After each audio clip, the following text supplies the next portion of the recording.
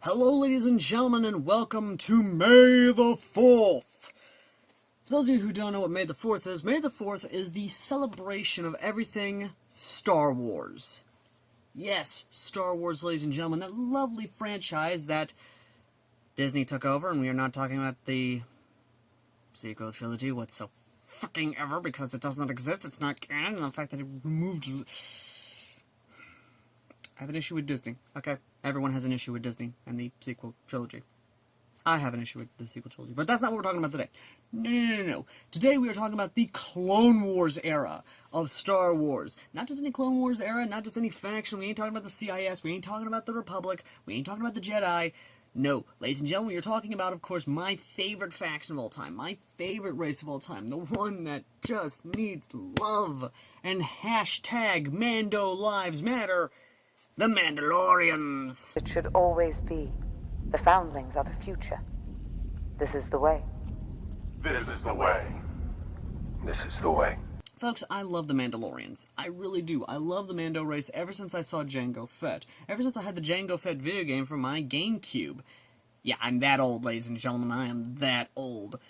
And let me tell you now, ladies and gentlemen, the Star Wars universe is a huge plethora of untapped potential for fanfictions, for stories even. They've had everything from, of course, civil wars, spy thrillers, romance, and of course, even the best one of all, crossovers galore.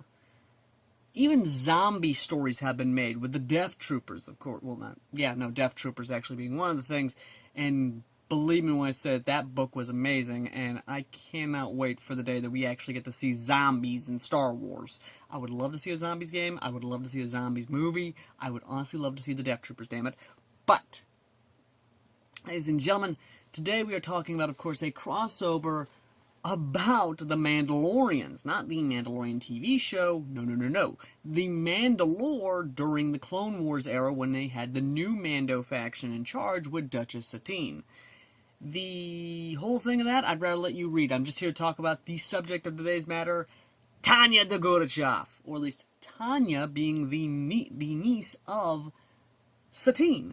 And if you actually do look at the two, I mean, let's be honest here, they do kind of look similar. But the big thing here is that this, ladies and gentlemen, is honestly L4 of the West's best stories, because in this story alone, it has so much going for it, and I love it. And some missteps that I think he could have done better, but we'll talk about it once we get through the story itself, which, depending on when you're reading this, there may be an extra chapter there for, of course, May the 4th. So I am sorry if I'm not able to catch that chapter, but I do have a video scheduled to keep up with. Thank you very much. But, ladies and gentlemen, today we are talking about this story because it is about Tanya and her brother growing up in Mandalore as the Princess of Mandalore. And legitimately, it's actually pretty good. Starting out the story itself, we see Tanya learning about Mandalore itself, still having the memories that she had beforehand. So this is essentially her second reincarnation.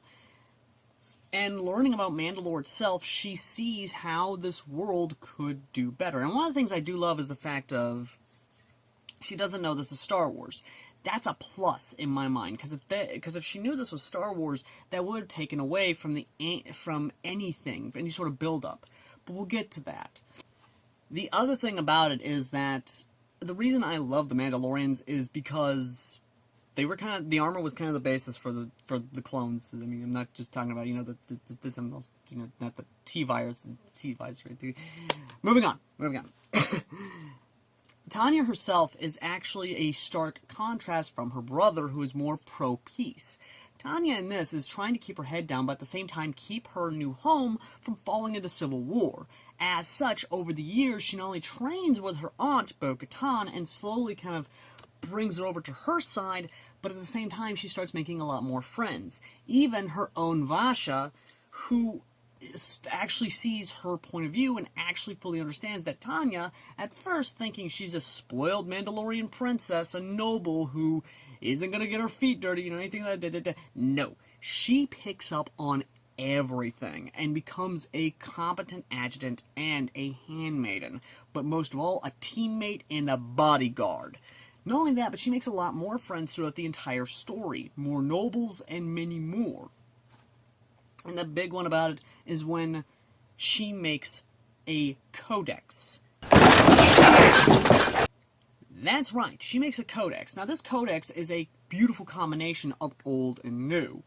This is a literal outside point of view and sort of interpretation of how the codex should do, and she goes by the name of the Silver Wing, or at least the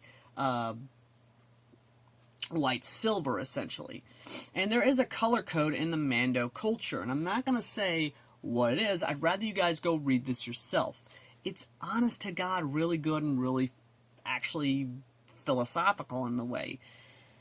Not only that, but of course White Silver's codex, which of course is a play on the Super Commando codex, actually does get a lot of people thinking and brings in both the new Mandos and the old Mandos, bringing them together in a sense that, they can see eye to eye. And in a way, this does help Mandalore greatly. Tanya herself being a go-getter and actually shaking the waters. Even when she gets to Coruscant, yes, Coruscant, she does, of course, get a chance to talk with Palpatine about his book, and even gets invited to talk more, which, out of itself, is kind of a big red flag, but that can be used to our advantage. Dooku himself even sees Tanya being Force-sensitive, and even kind of starts planning around that. Already, second red flag. But the big one is when a rival Mandalorian, and I mean this, a rival Mando, tries to claim he is the White Silver. Oh, hold on, I dropped my pen! And sadly, before anything can be done about him, he basically comes out and declares, him being the rightful lead for what Mando should be. Bullshit! Bullshit! Tanya is rightfully pissed that this guy took her codex. Oh, hell no!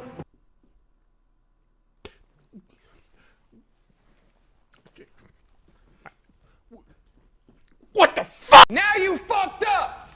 Now you fucked up! Now you fucked up! You have fucked up now! And basically bastardized it. And as such, she's going in with her own team, and even the Royal Guard, who now knows that she is the White Silver. Now, in my opinion, this can be used to a great degree, and can be used in a beautiful way. But, again, the White Silver is now coming after this guy. The False Silver, as they come to call him. And when I mean that of, she's going in like this. I'm Batman. It's been confirmed by the author himself when I brought it up to him about how this score seems like Batman. Of course, I see it as Keaton Batman, not, the other Batman. Utility belt, not a money belt. 6 million. 7 million. Never leave the cave without it. You are a disgrace to the cowl. Anyway, moving back to Tanya. This could be used to a very great advantage. Tanya could have two personas, much like Bruce Wayne and Batman. White Silver could, in a sense, be... well, before I get to that, I'm going to tell you now, it does end with, of course, White Silver meeting a Jedi on the planet and preparing to assault the false Silver, basically gearing up for a battle. And overall, what do I personally think about the story? It's legitimately good. I cannot stress that I am a huge fan of Mandalorians. I love Mandos just as much as I love clones. And there are, of course, other little bits here and there, including Jango Fett and another Mandalorian talking about how the clones could have a presence in Mandalore, could have a place in Mandalore.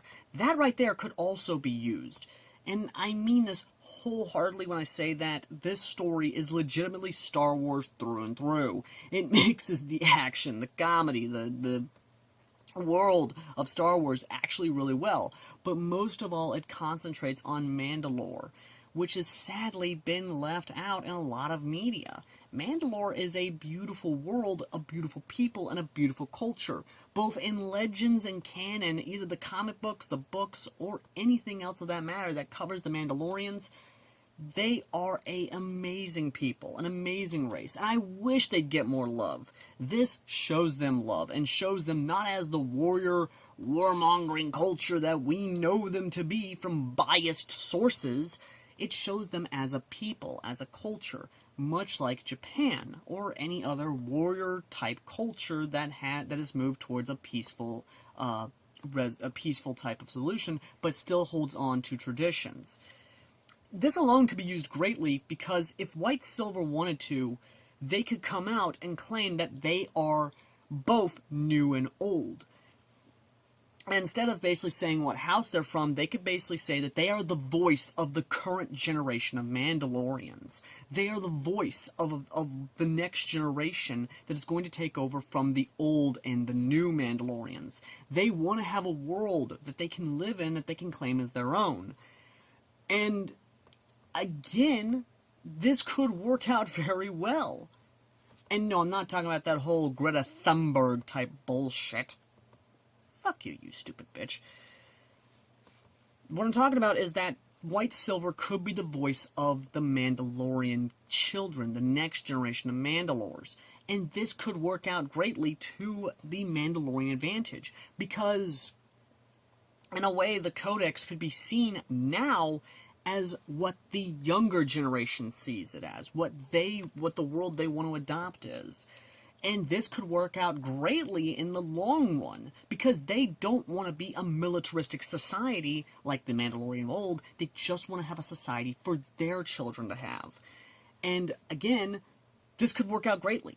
But at the same time, this could also be used heavily against them as well, if not done right. The Jedi, which Jedi Master Yoda, of course, Grandmaster Yoda, already has lovely conversations with Tanya. This could be used greatly to kind of help balance out stuff, have great philosophical talks, not like heated debates, just, lovely talks with the older generation against the younger generation.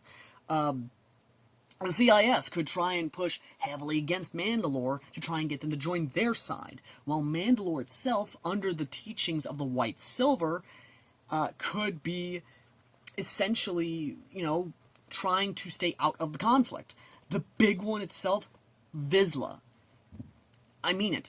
Pre-Vizsla could have his character change because of this. Seeing that it's the younger generation being led by one of their own, White Silver themselves, being, again, of the current generation of Mandalorians, the adults themselves could basically see why the White Silver Codex was made. It was made under the guise of a child who wants to have a world to adopt, not being raised on both new and old. You get what I'm trying to say, though.